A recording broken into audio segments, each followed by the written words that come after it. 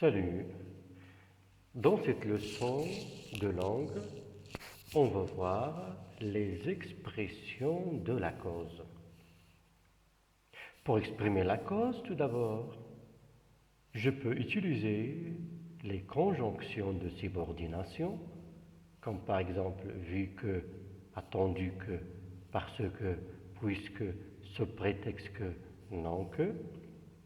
Je peux utiliser une conjonction de coordination. La conjonction de coordination qui exprime la cause, c'est car. Je peux utiliser aussi les prépositions ou bien les locutions prépositives grâce à cause de. Commençons maintenant par les conjonctions de subordination qui expriment la cause. Mais tout d'abord, qu'est-ce que ça veut dire la cause? La cause, elle répond aux questions suivantes. Pourquoi? À cause de quoi? On va commencer, comme j'ai dit tout à l'heure, par les conjonctions de subordination. Pourquoi? Parce que les conjonctions de subordination, elles entraînent une proposition subordonnée.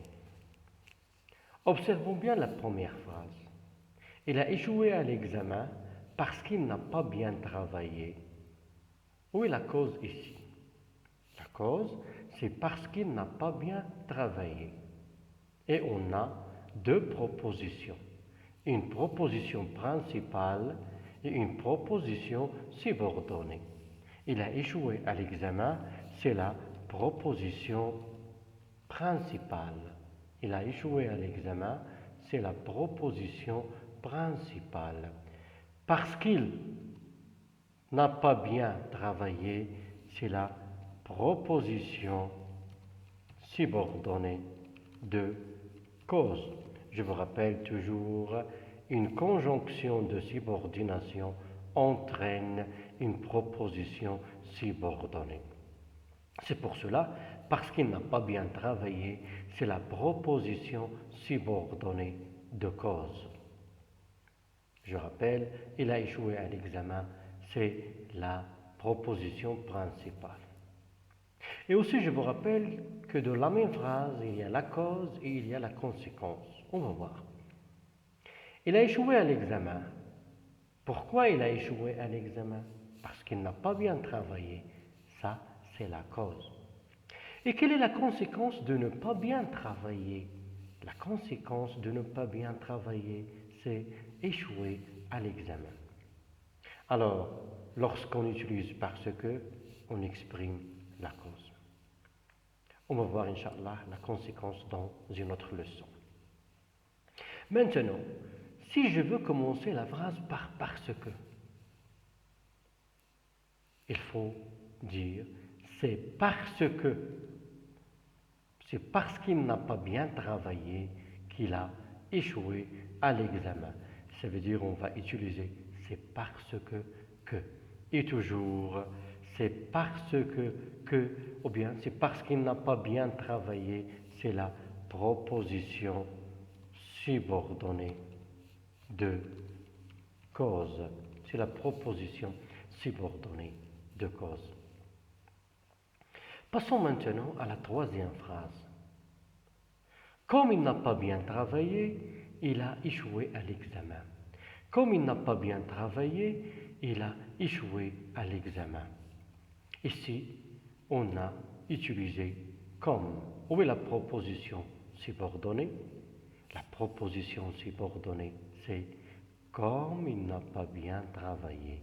Comme il n'a pas bien travaillé, c'est la proposition subordonnée. Proposition subordonnée de cause. Mais faites attention, lorsqu'on exprime la cause avec comme toujours au début de la phrase, comme toujours au début de la phrase. Alors pour la phrase 1 et la phrase 2 et la phrase 3, la cause, il n'a pas bien travaillé. Est-ce que c'est une vraie cause ou bien une cause qui n'est pas vraie? Évidemment, c'est une cause qui est vraie. Alors, on dit dans la phrase 1 et la phrase 2 et la phrase 3, la cause était vraie. Alors, c'est une vraie cause. Ça veut dire une vraie cause, ça veut dire une cause réelle.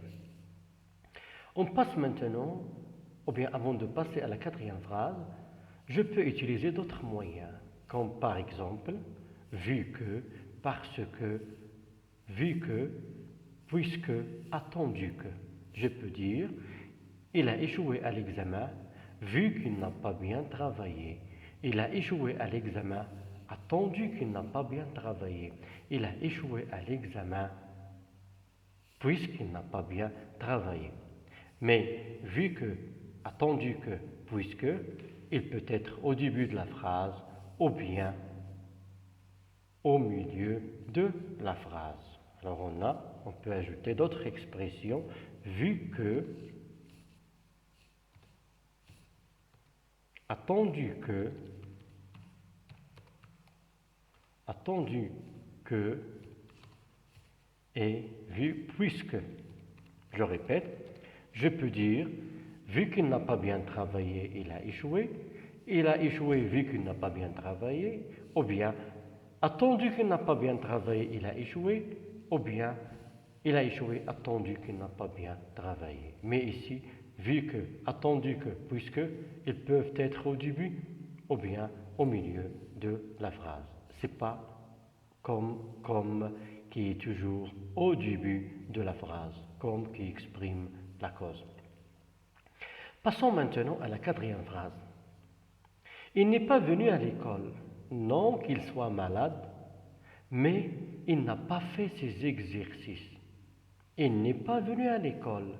Pourquoi il n'est pas venu à l'école? Non qu'il soit malade, mais il n'a pas fait ses exercices. Qu'est-ce que vous remarquez ici? Ici, il y a deux causes. Pourquoi il n'est pas venu à l'école? Il est malade, il n'a pas fait ses exercices. Alors on a présenté deux causes. Et qu'est-ce qu'on a fait? On a rejeté une cause. Quelle est la cause qu'on a rejetée? La cause, c'est malade. Ça veut dire il n'est pas malade, il n'est pas vraiment malade. Alors ici, il s'agit d'une cause rejetée. Une cause rejetée. On a donné deux causes. La cause qu'on a rejetée, c'est qu'il est malade. Et la vraie cause, c'est qu'il n'a pas fait ses exercices. Mais ici, quelle est votre remarque? Non que, non qu'il soit, non que, le verbe, à quel temps il est conjugué? Alors, non que, le verbe, à quel temps il est conjugué? Non que, soit c'est le verbe être au subjonctif. Alors, non que, plus le mode subjonctif. Non que, plus le mode subjonctif. Passons maintenant à la phrase suivante. La phrase 5. Il n'a pas fait ses exercices sous prétexte qu'il était malade. Il n'a pas fait ses exercices sous prétexte qu'il était malade. Est-ce que vraiment il était malade? Non. Ici, c'est une fausse cause. C'est une fausse cause, ça veut dire une cause qui n'est pas vraie. J'espère, mes chers, maintenant que vous avez compris, lorsqu'on utilise les conjonctions de subordination, il faut distinguer entre la vraie cause, la cause rejetée et la fausse cause. Je peux aussi exprimer la cause en utilisant les prépositions ou bien les locutions prépositives à cause de, grâce à. Mais quelle est la différence entre à cause de, grâce à? Les glaces fondent. À cause de quoi? À cause du réchauffement climatique. À cause de, c'est une locution prépositive. À cause du réchauffement climatique, c'est un complément circonstanciel de cause. Et ce n'est pas une proposition subordonnée de cause. Alors maintenant, La cause ici, à cause du réchauffement climatique. On a utilisé le moyen à cause de. Est-ce que la cause est une cause positive? Non. Alors ici, on a une cause négative. Deuxième phrase. Il a réussi grâce à son travail. Il a réussi grâce à son travail. Regardez bien ici, on a utilisé grâce à. Est-ce qu'on peut dire à cause de? On ne peut pas dire à cause de, parce que ici, on a la cause, il est positive. Alors, on a une cause positive. Ça veut dire que c'est une bonne cause, une cause positive. Alors, quand est-ce qu'on va utiliser à cause de et quand est-ce qu'on va utiliser grâce à? À cause de, lorsqu'on a une cause négative et grâce à, lorsqu'on a une cause positive. Dans la phrase C, on peut utiliser aussi la conjonction de coordination car. Car est une conjonction de coordination qui exprime la cause. Il se jeta à la mer car il faisait chaud. Il se jeta à la mer, pourquoi? Car il faisait chaud. Mais ici, on n'a pas une proposition subordonnée, mais on a une proposition coordonnée, ça veut dire attachée, reliée avec une autre proposition. Alors, il a échoué car il n'a pas bien travaillé. Et toujours, on a une proposition coordonnée et pas une proposition subordonnée. Maintenant, on va voir le bilan. Pour exprimer la cause, je peux utiliser les prépositions ou bien les locutions prépositives. À cause de, grâce à. Ou bien la conjonction de coordination car. Je peux utiliser aussi les conjonctions ou bien les locutions conjonctives, les conjonctions de subordination, comme par exemple comme, mais comme toujours au début, puisque, c'est parce que, vu que, attendu que, du moment que. Ce prétexte que lorsqu'on a une fausse cause, et toujours plus le mode indicatif ou bien le mode conditionnel. Je peux aussi utiliser non que, ce n'est pas que, lorsqu'on a une cause rejetée. Mais il faut faire attention, non que, ce n'est pas que, plus le mode subjonctif. J'espère, mes chers, que vous avez compris maintenant les expressions de la cause. Passons maintenant aux exercices. Le premier exercice exprime une idée de cause en variant les moyens dans la phrase suivante. Sa voiture a perdu l'équilibre, il roulait trop vite. Avant de faire l'exercice, il faut relever la cause. Est-ce que la cause, sa voiture a perdu l'équilibre, ou bien il roulait trop vite? Ou bien autrement, est-ce qu'on va dire pourquoi sa voiture a perdu l'équilibre, ou bien pourquoi il roulait trop vite? Évidemment, pourquoi sa voiture a perdu l'équilibre. Alors la cause ici, c'est il roulait trop vite. À vous maintenant de s'exercer, prendre une feuille, un stylo et faire l'exercice. Je vais essayer de vous expliquer toutes les autres phrases. Deuxièmement, exprime une idée de cause en utilisant les moyens proposés. Il a maigri, il a suivi un régime sévère. Il a maigri, il a suivi un régime sévère. Tout d'abord, où est la cause? Est-ce qu'on va dire pourquoi il a maigri ou bien pourquoi il a suivi un régime sévère? Évidemment, la cause, pourquoi il a maigri. La question et la cause, c'est suivre, c'est le régime. Il a suivi un régime sévère, c'est la cause. Alors la cause ici, c'est il a suivi un régime sévère. Troisième phrase, le temps est bon, allons faire un pique-nique. Le temps est bon, allons faire un pique-nique. Alors, est-ce qu'on va dire pourquoi nous allons faire un pique-nique ou bien pourquoi le temps est beau? Évidemment, on va dire pourquoi nous allons faire un pique-nique. Et la cause ici, c'est le temps qui est beau. On a ici une cause qui est positive. La quatrième phrase, il n'est pas venu à l'école. Il n'a pas trouvé du transport. Il n'est pas venu à l'école, il n'a pas trouvé du transport. Est-ce qu'on va dire pourquoi il n'est pas venu à l'école ou bien pourquoi il n'a pas trouvé du transport? Ici, pourquoi il n'est pas venu à l'école? Et la réponse, c'est le transport qu'il n'a pas trouvé. Alors c'est la cause. La cinquième phrase. Il était absent hier. Il était malade. Il n'a pas fait ses devoirs. La question, est-ce que pourquoi il était malade? Pourquoi il n'a pas fait ses devoirs? Ou bien pourquoi il était absent hier? La question, c'est pourquoi il était absent hier. Mais ici, il faut faire attention.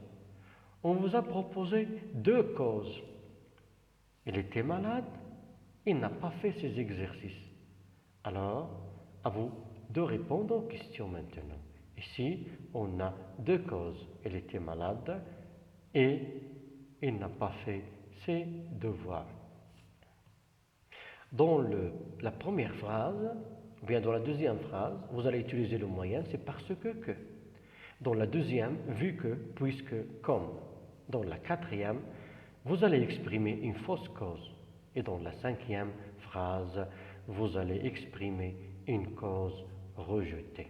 Alors, à vous maintenant, mes chers, de s'exercer. J'espère, mes chers, que vous avez fait l'exercice. Je vous rappelle toujours, on peut exprimer, dans la première phrase, on peut exprimer la cause en utilisant une conjonction de subordination, en utilisant une conjonction de coordination, ou bien en utilisant une préposition ou bien une locution prépositive. Alors, si vous avez fait les exercices, on passe maintenant à la correction.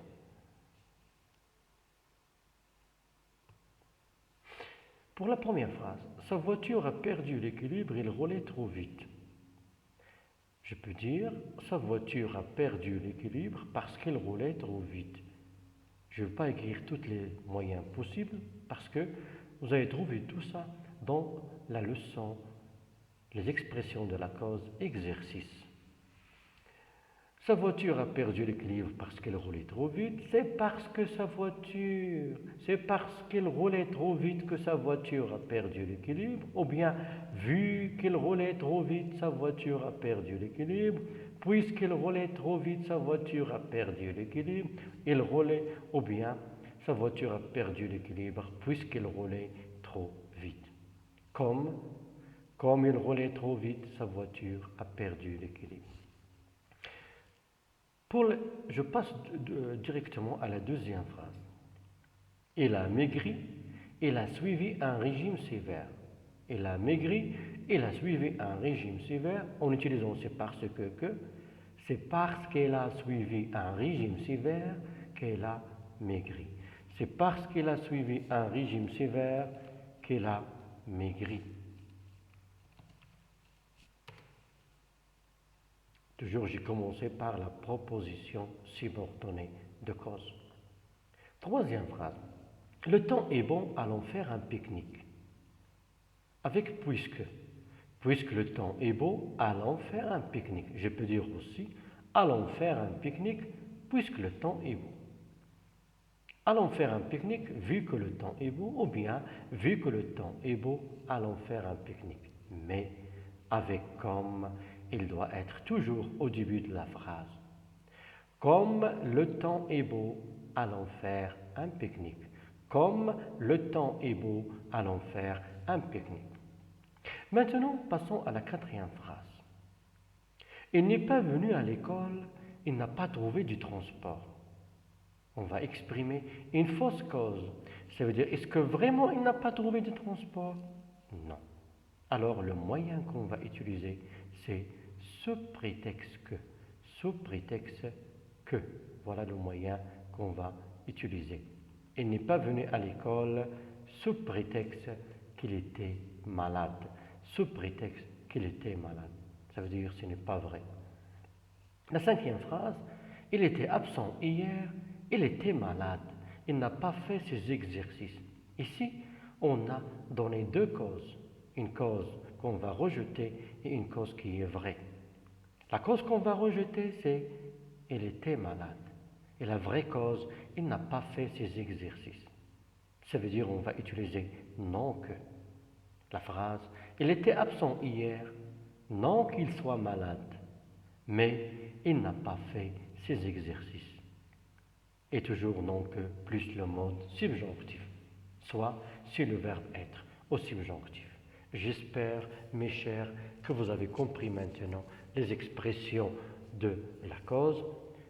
Et je vous rappelle toujours, il y a une autre leçon, vous pouvez la regarder, où il y a les exercices en rapport avec, et aussi la correction en rapport avec les expressions de la cause.